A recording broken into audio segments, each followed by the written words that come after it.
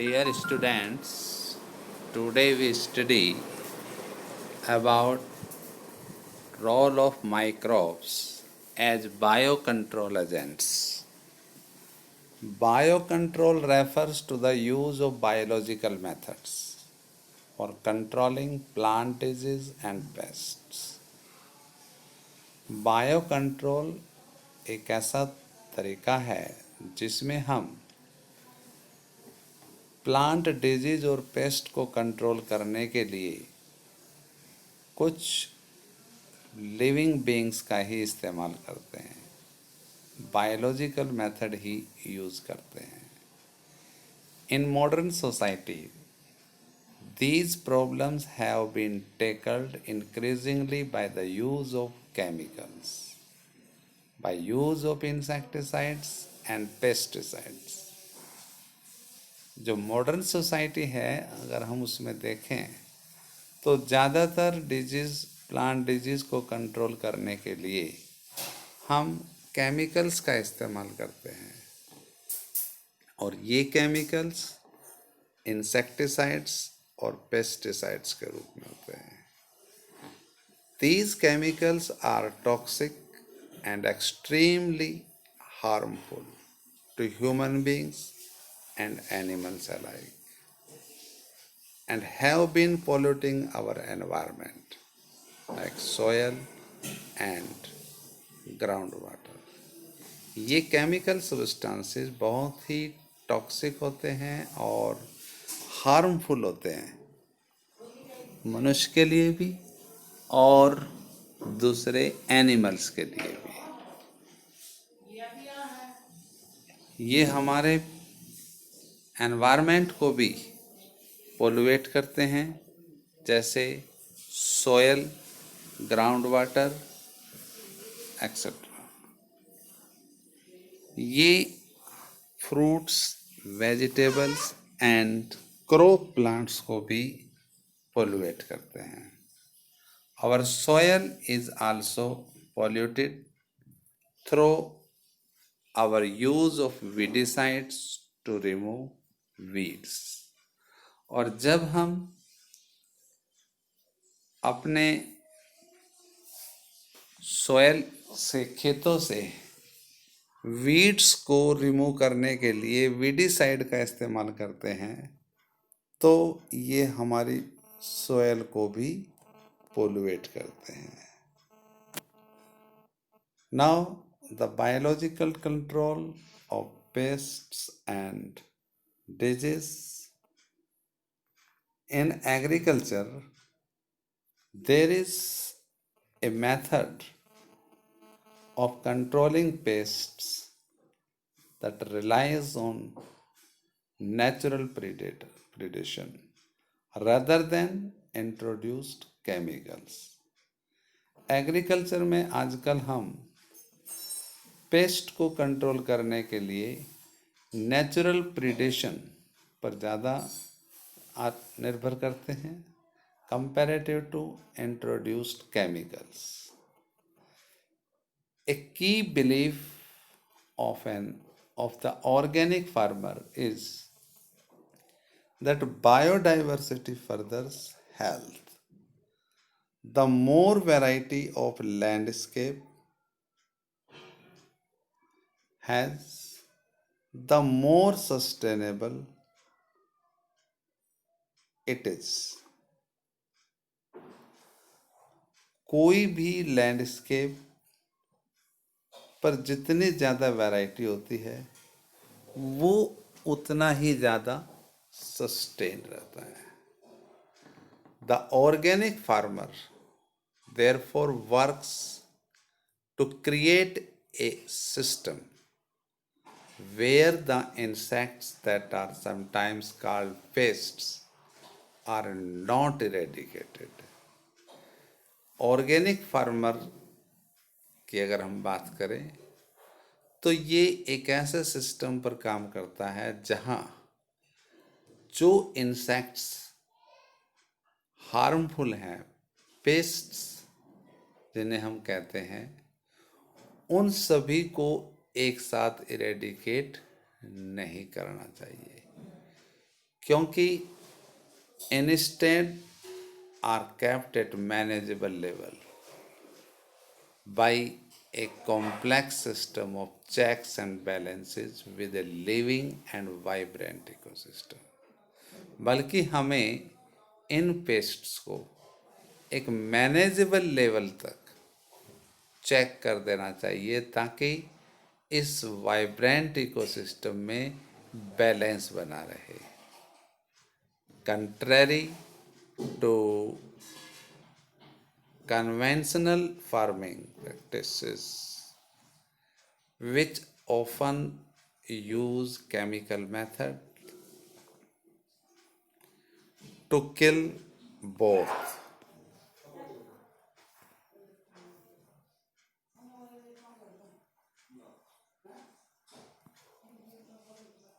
and harmful life forms indiscriminately. This is a holistic approach.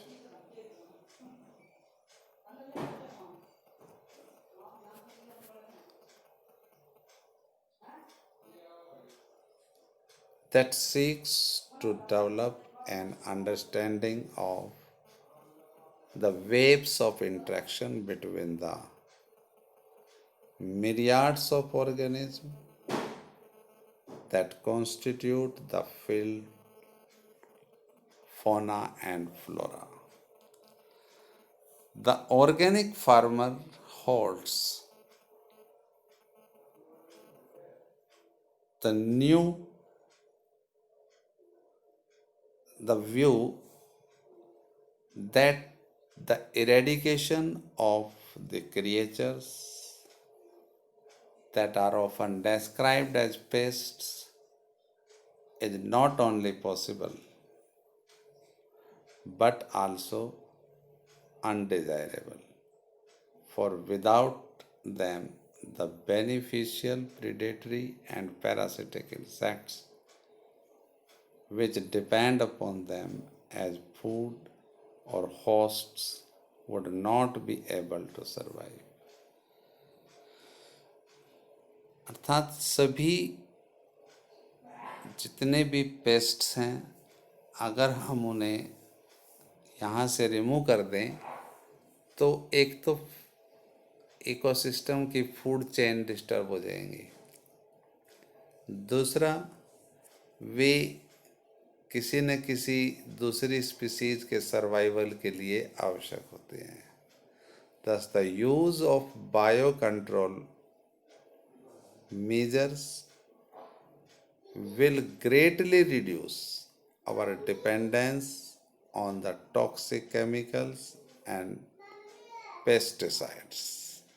तो इस तरह से अगर हम बायो कंट्रोल मेजर्स यूज करते हैं तो उससे हमारी इन पेस्टिसाइड्स और इंसेक्टिसाइड पर निर्भरता कम हो जाएगी. An important part of the biological farming approach is to become familiar with life forms that inhabit the field.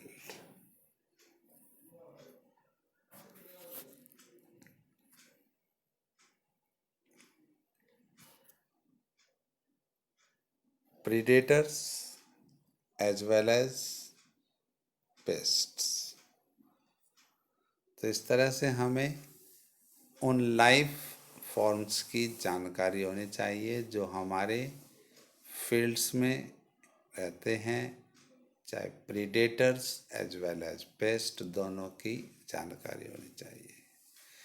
And also their life cycles, और उनकी लाइफ साइकिल का भी हमें पता होना चाहिए. Patterns of feeding and the habitats that they prefer. This will help develop the appropriate means of biocontrol. यहाँ हम दो एग्जाम्पल लेते हैं. एक है लेडी बर्ड बीटल और दूसरा dragon fly. The very familiar beetle with red and black markings. The ladybird and the dragonflies are useful to get rid of aphids and mosquitoes, respectively. Ladybird beetle वो aphids को remove करने के लिए इस्तेमाल किए जाते हैं और ड्रैगन फ्लाई को हम मॉस्किटो को कंट्रोल करने के लिए इस्तेमाल कर सकते हैं. An example of microbial control agent that can introduced